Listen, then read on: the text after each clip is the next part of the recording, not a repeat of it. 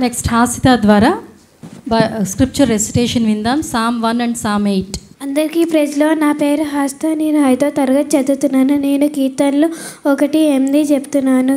కీర్తనలో 1 ఏహో దుష్టుల ఆలోచన చెప్పినడుక పాప మారిగా నిలవక హాస్కులు కూర్చుండే చోటనే కూర్చుండక ఏహో ధర్మశాస్త్రం మన ఆనందించు దివారత్వం దాన్ని ధ్యానించి వాడేదన్నీడు.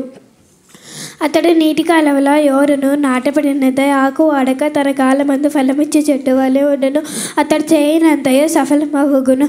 దుష్టులు అలాగుండగా గాలి చెదరగొట్టు పొట్టు వలె ఉండును. కాబట్టి న్యాయ విమర్శలో దుష్టులను నీతిమంతుల సభలో పాపులు నిలువరు. నీతిమంతుల మార్గము యెహోవాకు తెలియను, దుష్టుల మార్గం నాశనానికి నడుపును.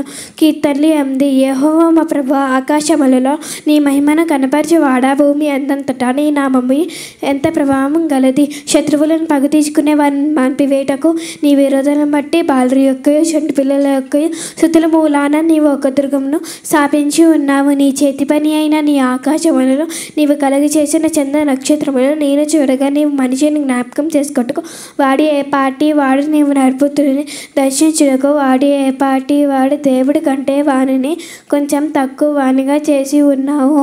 మహిమా ప్రభావంతో వానికి కిరీటము ధరింప చేసి ఉన్నావు. నీ చేతి పనుల మీద వానికి అధికారం ఇచ్చి ఉన్నావు. గొర్రెలన్నిటిను, ఎద్దులన్నిటిను, అడవి మృగములను, ఆకాశ పక్షులను, సముద్ర మత్స్యములను, సముద్ర మార్గములలో సంచరించు వాటన్నిటిని వాని పాదము కింద నీవు ఉంచి ఉన్నావు. యెహోవా మా ప్రభువా, భూమి అంతటా నీ నామము ఎంత ప్రభావం గలది. Thank you.